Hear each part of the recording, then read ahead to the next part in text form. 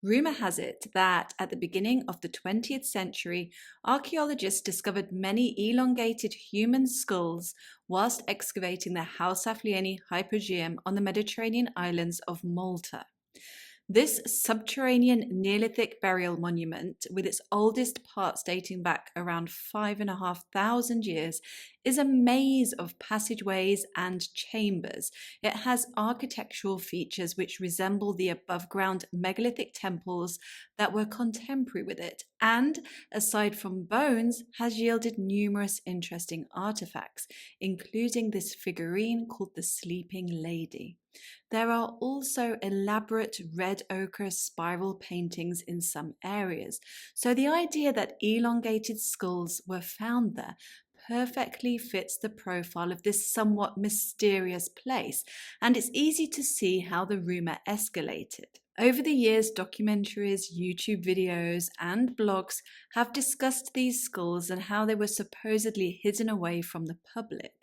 Hypotheses of how they came to be have been tirelessly argued, with ideas ranging from an alien to a Peruvian origin. Another related rumour is that the bones of more than 7,000 people were discovered inside the Ħal Saflieni Hypogeum. So in this video, I'm going to address these rumours. Just how elongated were the skulls? Are they really hidden from the public? And how many human bones were actually found there?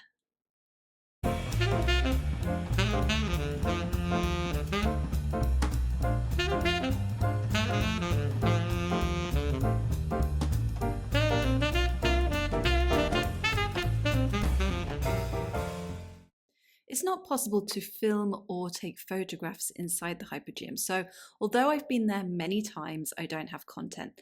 Therefore, I'm going to show a screen recording of the Heritage Malta website, which is linked in the description below. They also have a virtual walkthrough on there, so if you aren't able to go to Malta, you can still experience the site beyond just looking at official photographs.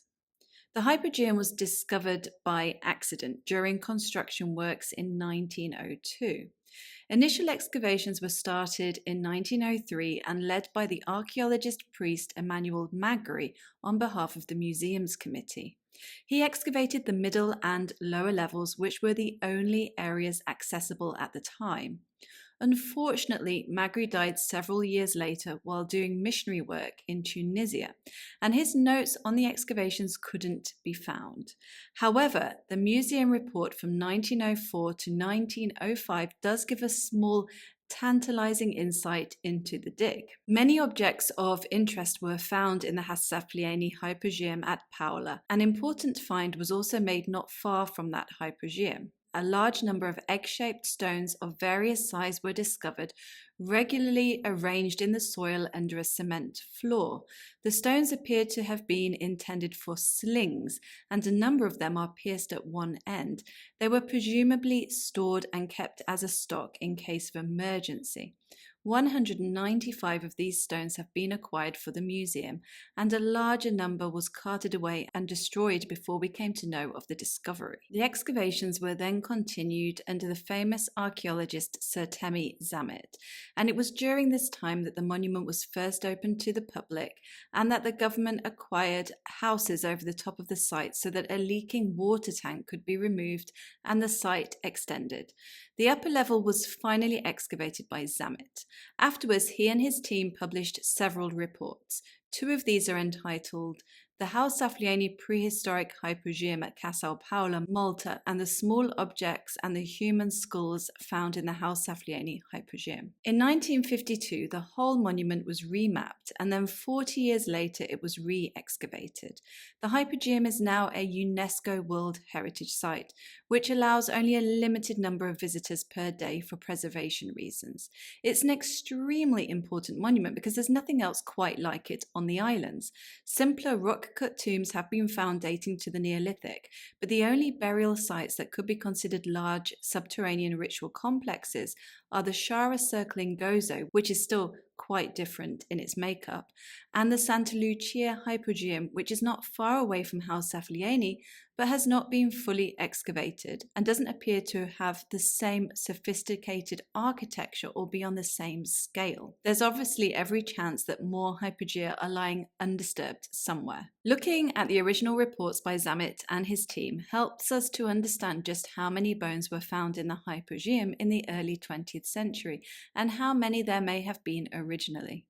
In the small objects and the human skulls found in the Ħal Saflieni Hypogeum, the team writes, "No complete skeletons came to light, and the bones lay in confusion through the soil, except that occasionally an arm with fingers and complete foot, and several vertebrae would be found lying with the parts in situ. From the upright position of an isolated radius, it might be judged that the filling up of the cave was of a wholesale nature, rather than that individual burials took place in it. Such an opinion would be strengthened by the fact that unrelated bones and also implements were found in the interior of the skulls.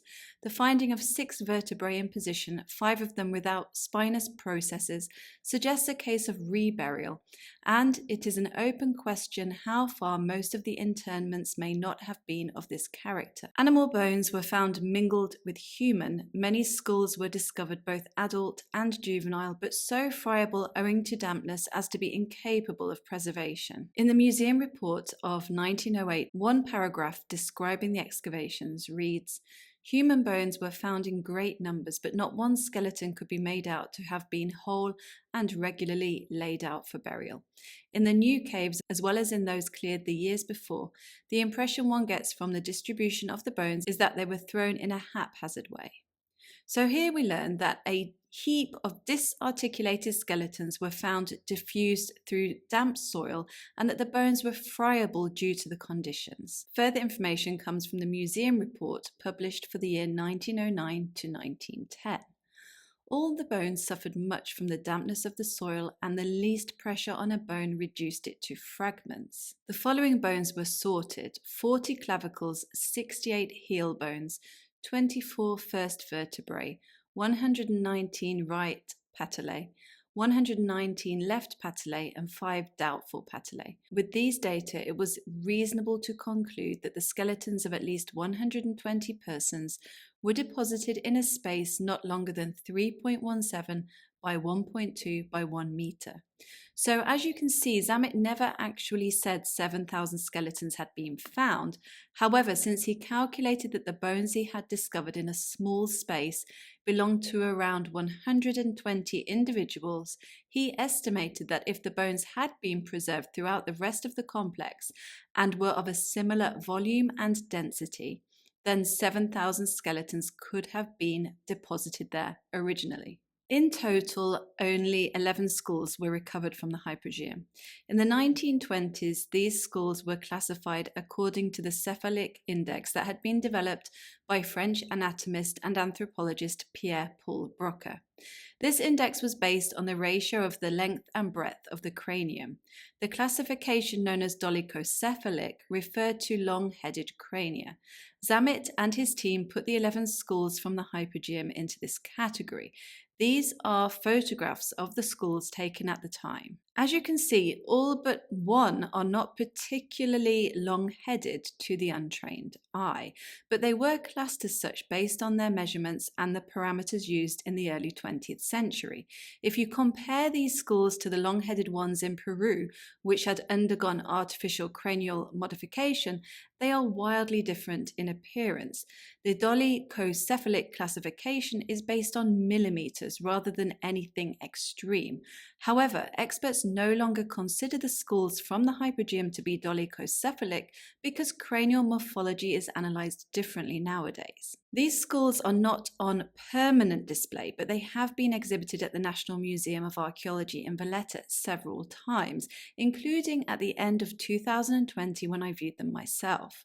Of course, there's always the possibility that these skulls are not the real ones, and that the real ones have been spirited away to protect the secret of their alien origin. So, just to be sure, and just to satisfy the internet, I took photographs of the display and checked them against photographs taken by Zammit in the 1920s. As you can see from just a few examples, they are a match. So what about the one skull that is obviously more long-headed than the others? Zammit referenced this one as number 11 in his report, and the modern reference number is 32954. Experts have analysed this skull and found that it belonged to someone suffering from a condition called craniosynostosis.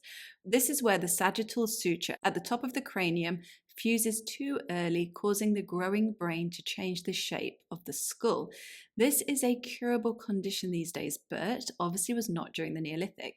So it seems the skulls are not long-headed after all, except for the one which can be explained medically. Since the bones were all found disarticulated and intermingled with soil, some people have suggested that the hypogeum's primary role was not as a burial ground, but was in fact a ritual sanctuary that ended up full of skeletal remains as the result of a flood. As I mentioned earlier in the video, Zammit and his team also commented how it might be judged that the filling up of the cave was of a wholesale nature rather than that individual burials took place in it. Interestingly, in the museum report of 1973 to 1974, after the Santa Lucia Hypogeum had initially been discovered, a similar soil content was noted. As in the Hypogeum, from which the new site is only half a mile distant, there were no regular inhumations, but a filling made up of stony soil containing the above-mentioned finds, as if the mass had been dumped inside the monument from the surface. However, the general consensus is that the burials in the Hypogeum were intentional secondary burial deposits, an ossuary of sorts, which was expanded over time to accommodate a growing population. Bodies may have been defleshed before the bones were moved to the Hypogeum. It's thought that the soil was transported to the Hypogeum and placed there on purpose, since in certain parts of it there are quite big drops, which wouldn't have been very practical for moving around and carrying out funerary rituals. However, if thick layers of soil were laid in order to bury the bones, then this would make sense of these drops. So there we have it. The skulls are not hidden from the public. Only 11 survived excavation, and they are not elongated unless we count the one related to a medical condition. Overall, the bones of 7,000 people were not found inside the Hypogeum. However, none of this takes away from the fact that it is a mysterious and fascinating place. This video is just about the bone and skull rumours, but I would be happy to do a full video on the Hypogeum's architectural features, its artefacts, and the research that has been done on it, including the one about its remarkable acoustic properties. That's it. Thank you for watching. Please hit the like button if you've got this far. A big thank you goes out to my patrons and channel members, and I'll see you next time.